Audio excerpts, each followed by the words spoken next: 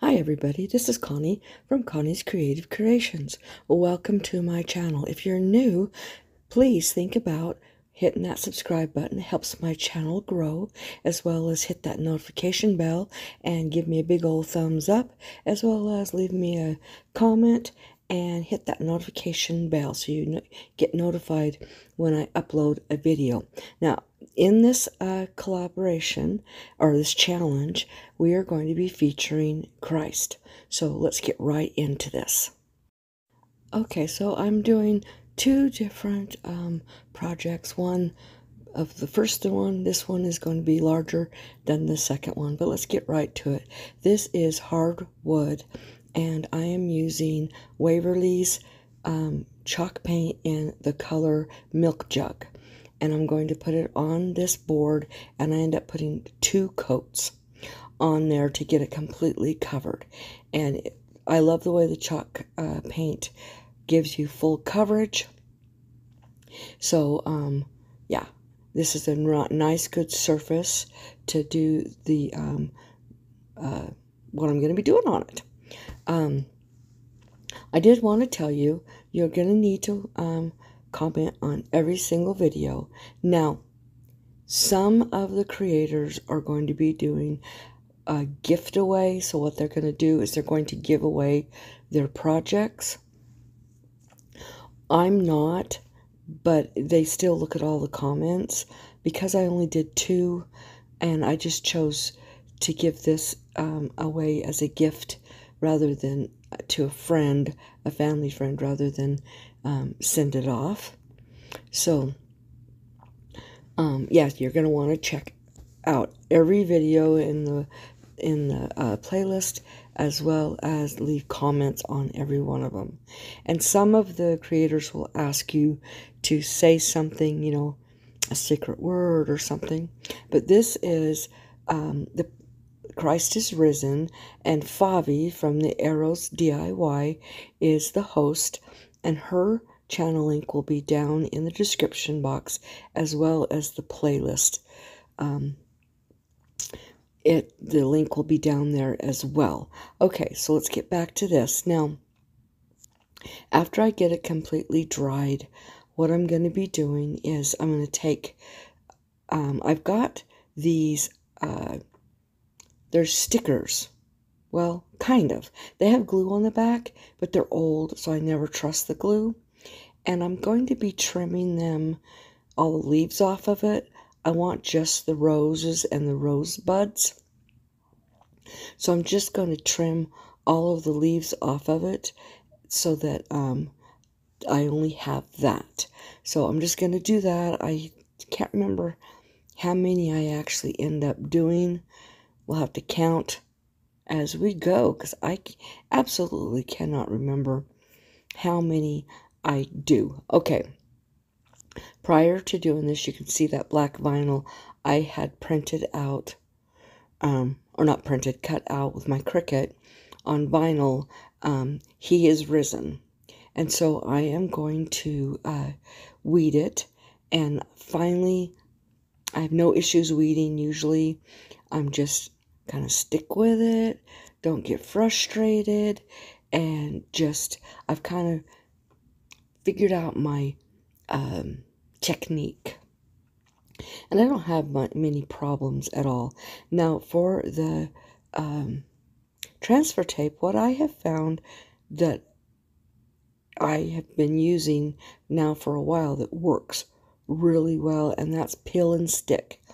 It's not too sticky.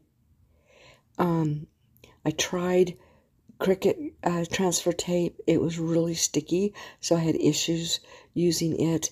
Then I went to contact paper. Same problem. I would have to defuzz it several times.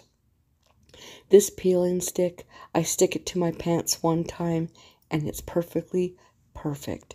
And I don't have any other issues at all with them sticking or getting too sticky and pulling off paint. Once in a great while, I'll pull a little bit of paint off with the peel and stick, but usually I don't.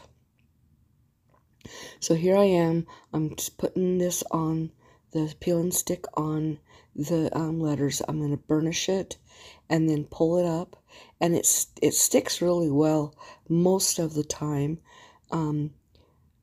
just like any other. You just kind of have to burnish it when you get to a point or a part that you didn't burnish quite well enough, and it usually goes up pretty quick. So once I get that done, then I'm going to use my ruler and I am going to position this where I want it. I'm trying to get it in the center, but a little bit closer to the top, but it ends up pretty close to the center. It's hard to tell that board is almost the same color as my paper that's under it. But I'm trying to get it pretty close. It ends up being perfect anyway. So once I get it down, I'm going to burnish it again with my Cricut tools. And after me taking it up and down, up and down, up and down. And as you can tell, it's not pulling any paint off. And so I'm going to go ahead and do the burnishing. And then I'm going to peel that off. And took no paint. And it pretty much, I mean, it didn't rip anything. It did really, really well. Okay, now I'm going to be taking some bright green paint. This is Folk Arts multi-surface paint, and I'm just kind of sketching with my paintbrush the form of a kind of a circle, but it's not a perfect circle. That wasn't what I was looking for. And now I'm just going to be putting leaves, painting leaves, all the way around the whole circle. So I'm doing some on the outside as well as on the inside. And because this is freehanding, my leaves are not the same. But if you look in nature, your leaves are not the same. No one leaf is the same. They'll be similar, but they won't be the same. One will be a little bit darker, one will be a little lighter, one will be a little more curled, one will be more thinner, one will be fatter. It's just nature, and that's how it's intended to be. So I'm just going to paint these and fill this whole thing up. Isn't that beautiful? All right, so now I'm taking glossy Mod Podge, and I am going to affixing these roses all the way around this wreath. And I'm just using Mod Podge, like I said, because the glue that came with this doesn't really stick very good, and I wanted to make sure it was. So I'm going underneath it and on top of it. And I'm just going to be putting these roses all the way around it.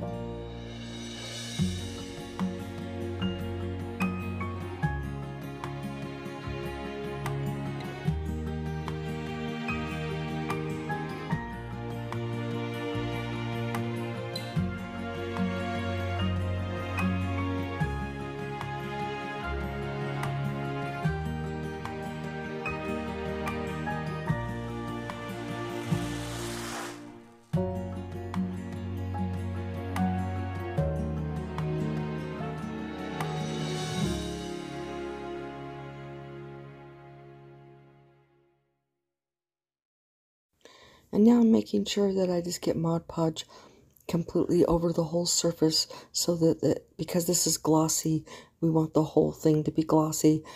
The roses sealed down, as well as the He is Risen, and that it will end up being cohesive and look exactly the same. Now this is not going to be hanging on the wall. It's going to be a leaner, so I'm not putting a ribbon on it. I hope you guys like this one. I sure do like it. Now let's get right into the second and last craft. Okay, I've got these beads, and I got them from Walmart, and I get the ones from at Christmas time, and the only color they had when I went to go get them was gray. So, gray it is. And sometimes I just have to paint them, and sometimes I don't. Now, I was thinking about painting these both sizes. So I've got big ones and small ones, and I got twice the amount of, well, I got two for the small ones to go in between each big one. And I've got that cross from the Dollar Tree. It's a big chunky cross. Now, what I'm going to do after I'm going to use my sanding block there, some little bit of rough edges. So I'm going to paint the small ones white with folk art Adirondack white of the chalk paint. And I'm doing that with the cross as well. And then I'm going to paint those small beads. Now the large ones I decide to leave gray. And I just wanted to let you guys know how important Christ is in my life. I was in a very, very dark place for many years, and God brought me out of that darkness and into the light, and I just absolutely love Him and the relationship that I have with Him.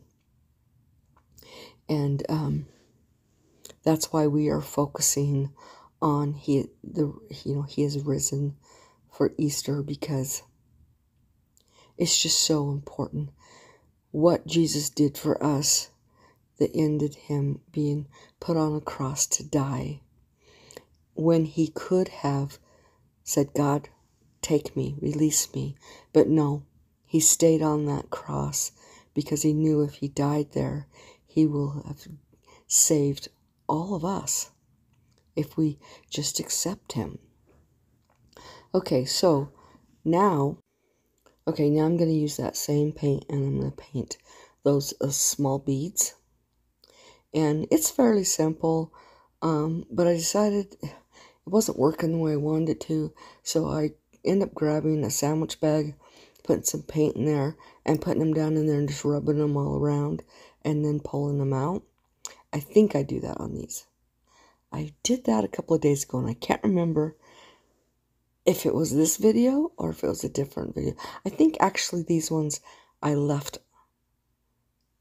You know what? No, this is the one. I put the paint in there and put them in there and rubbed them around. And then when I got them out, I put them back on the skewer to dry. That's what it was. And then once they dry or done, we're going to make this, and I completely bead garland. So we'll put that together, and see, I'm just putting them back on this skewer so that they can dry and not have dry spots on them.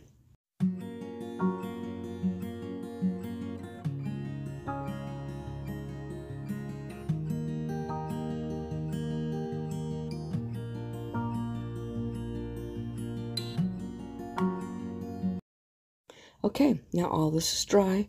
I'm grabbing this beading cord, and I'm just going to use a darning needle, and I am going to string these beads and the cross onto this garland. And then I have that tassel that I cut off of something a while back, and I'm going to use that for the other end of the garland. I'm going to put this around the tassel first, and then I'm going to string the beads, and then I'm going to tie the cross to make this garland. And I was thinking this was going to be this really, really, really super long garland, and it's a shorter garland. It's not the shortest garland I've made, but it's okay. It works just fine. And I love the colors, the gray and the white together. The cross being white symbolizes Christ's purity, and the gray symbolizes the evil in the world. And yeah, I really enjoyed making this. Like I said, don't forget to check out the description box, as well as go to everybody's channel, watch them, comment. Like I said, some of the other creators are going to be gifting away their projects, and some of them are going to be, like I am going to be giving it to a close friend rather than doing a gift away. But you want to comment for every single video so you have a chance to win those. And also, like I said, don't forget to hit that subscribe button. It helps my channel grow so that I can continue making content. Now, I hope you like these projects. I really enjoyed them. I really love doing them.